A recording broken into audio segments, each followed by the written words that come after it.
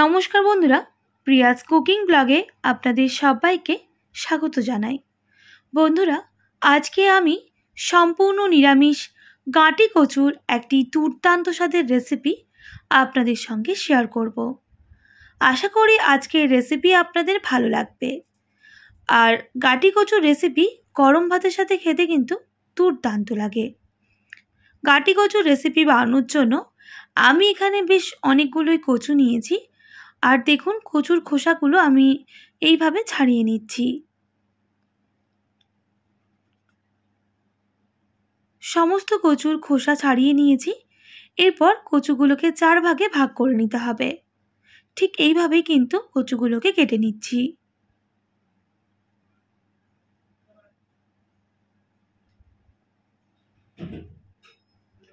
দেখুন বন্ধুরা, আমি সব কচুগুলো কেটে 2-3 বার জল পাল্টে পরিষ্কার করে ধুয়ে নিয়েছি। দেখুন, আর সাইজগুলো ঠিক একটু ছোট ছোট করে রেখেছি, তাহলে সেদ্ধ হতে খুব একটা সময় লাগবে না। এদিকে কড়াই বসিয়ে দিয়ে দেব পর্যাপ্ত পরিমাপ জল আর স্বাদমতো লবণ, সামান্য হলুদের গুঁড়ো।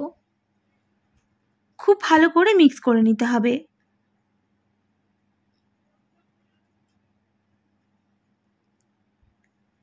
এরপর আমি কচুগুলো এর মধ্যে অ্যাড করে দেব। আবারও মিক্স করে নিতে হবে।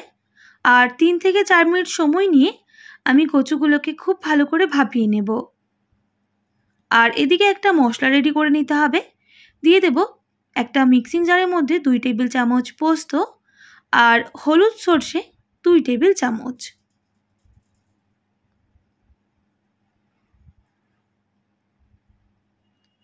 আর সামান্য পরিমাপ লবণ দিয়ে আমি এটা একটু ঘুরিয়ে নেব। দেখুন, ঘুরিয়ে নিয়েছি। এবার দিয়ে দেব 1 ইঞ্চি মতো আদা আর 3টে শুকনো লঙ্কা। আপনারা ঝালটা অবশ্যই কম বেশি করে নেবেন। এর একটা মিহি পেস্ট করে নিতে হবে। আর দিয়ে দেব এর মধ্যে অল্প একটু জল।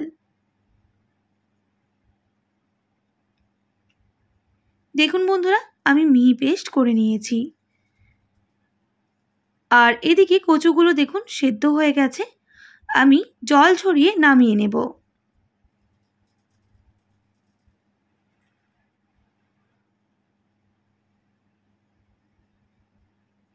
আবারও কড়াইটা পরিষ্কার করে বসিয়ে দিলাম। দিয়ে দেব 1 টেবিল চামচ সর্ষের তেল। তেল খুব ভালো করে গরম করে নেওয়ার পর দিয়ে দেব আলু। যেইভাবে আমি গাঁটি কচুগুলো কেটেছি সেইভাবেই কিন্তু আলুগুলো কেটে নিয়েছি।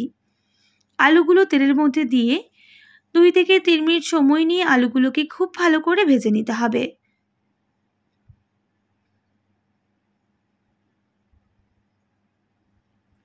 আলুর মধ্যে দিয়ে দেব স্বাদমতো লবণ আর সামান্য হলুদের গুঁড়ো। আবারও মিক্স করে নিয়ে আমি বেশ কিছুক্ষণ গ্যাসের ফ্লেমটা হাই করে আলুগুলোকে ভেজে নেব।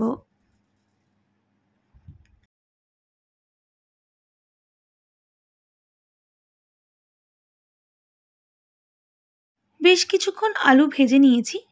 এবার গাঁটি কচুগুলো দিয়ে দেব। দেওয়ার পর আবারও গ্যাসের ফ্লেমটা হাই রেখে 1 থেকে 1.5 মিনিট সময় নিয়ে খুব ভালো করে ভেজে নিতে হবে।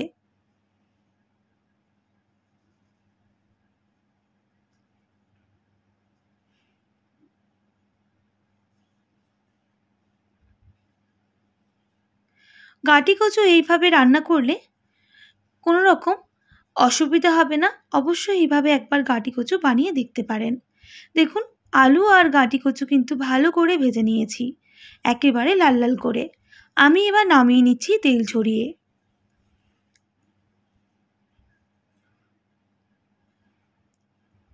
দেখুন, ঠিক এইভাবেই কিন্তু আলু আর কচুগুলো ভেজে নিতে হবে। এরপর সামান্য পরিমাপ সর্ষের তেল দিয়ে দেব। তেলটা খুব ভালো করে গরম হয়ে গেলে ফোড়নে দেব একটা তেজপাতা, শুকনো লঙ্কা। একটু ভাজা হয়ে গেলে দিয়ে দিতে হবে 5 ফোড়ন। আর ফোড়নগুলো খুব সুন্দরভাবে ভেজে নিতে হবে, যতক্ষণ না এর থেকে একটা সুন্দর গন্ধ বের হচ্ছে। দেখুন বন্ধুরা, ফোড়নটা খুব ভালো করে ভেজে নিয়েছি। এরপর যে মিক্সিং জারে বেটে রাখা সর্ষে পোস্ত অ্যাড করে দিচ্ছি।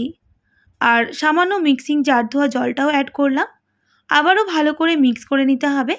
আর গ্যাসের ফ্লেমটা হাই রেখে বেশ কিছুক্ষণ কষিয়ে নেব। দিয়ে দেব সামান্য হলুদের গুঁড়ো, আর সামান্য পরিমাপ জিরে গুঁড়ো, আর সামান্য লবণ, আর সামান্য একটু চিনি। আবার ভালো করে মিক্স করে নিতে হবে। আর গ্যাসের ফ্লেমটা হাই রেখেই কিন্তু মশলাটাকে কষাতে থাকবো।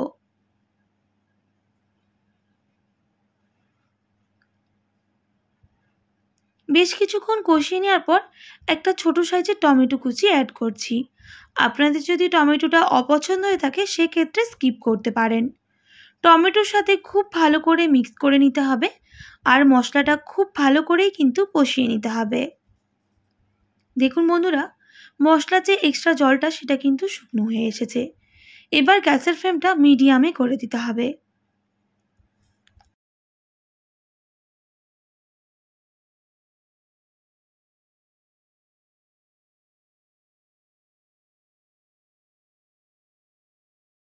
গ্যাসের ফ্লেমটা মিডিয়ামে করে 2 থেকে 3 মিনিট সময় নিয়ে মশলা খুব ভালো করে কষিয়ে নিয়েছি। দেখুন বন্ধুরা, মশলা থেকে কিন্তু তেল ছাড়া শুরু করে দিয়েছে।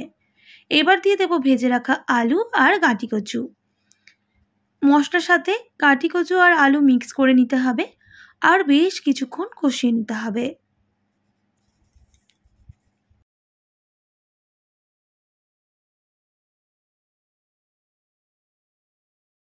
খুব ভালো করে কষিয়ে নিয়েছি। এবার দিয়ে দেব পর্যাপ্ত পরিমাপ জল। তবে আমি এখানে উষ্ণ গরম জলের ব্যবহার করেছি। গরম জল ব্যবহার করলে রান্নার স্বাদ ও কালার দুটোই ভালো থাকে। আবারও ভালো করে মিক্স করে নিতে হবে। আর বেশ কিছুক্ষণ ফুটিয়ে নেব। তার জন্য আমি ঢাকনা দিয়ে ঢেকে দিচ্ছি প্রায় 2 মিনিটের মতো, গ্যাসের ফ্লেমটা মিডিয়ামে করে। 2 মিনিট পর ঢাকনাটা সরিয়ে নিচ্ছি। দেখুন, জলটা কিন্তু একটু কমে এসেছে। আমি আবারও নাড়াচাড়া করে নিচ্ছি। এবার চেক করে নেব আলু আর গাঁটি কচু সুসেদ্ধ হয়েছে নাকি। দেখুন, সুসেদ্ধ হয়ে গেছে। আবারও ভালো করে মিক্স করে নিতে হবে। আর গ্যাসের ফ্লেমটা কিন্তু হাই করে দেব, তাহলে জলটা আরেকটু শুকনো হয়ে আসবে। এবার দিয়ে দিচ্ছি সামান্য সবজি মশলার গুঁড়ো। আপনাদের যদি মশলার গুঁড়োটা অপছন্দ হয়ে থাকে সেক্ষেত্রে গরম মশলার গুঁড়োটাও অ্যাড করতে পারেন। আমি দিয়ে দিলাম সামান্য পরিমাপ ধনেপাতা কুচি। এইভাবে নাড়াচাড়া করে নেওয়ার পর আরও বেশ কিছুক্ষণ রান্না করে নিতে হবে, তবে গ্যাসের ফ্লেমটা হাই রেখে।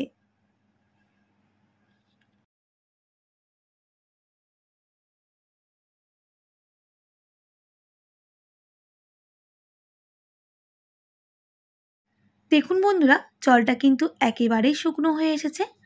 আর গাঁটি কচুর রেসিপিটাও কিন্তু রেডি হয়ে গেছে। আমি গ্যাসের ফ্লেমটা অফ করে এবার নামিয়ে নেব। গরম ভাতের সঙ্গে এইরকম যদি একটা নিরামিষ পদ থাকে তাহলে কিন্তু এক থালা ভাত নিমেষেই শেষ হবে। এতটাই টেস্টি হয় এই রেসিপিটা। একবার অবশ্যই এইভাবে বানিয়ে দেখতে পারেন। আর কেমন লাগলো কমেন্ট করে অবশ্যই জানাবেন। আশা করি আজকের সহজ সরল রেসিপি আপনাদের ভালো লেগেছে।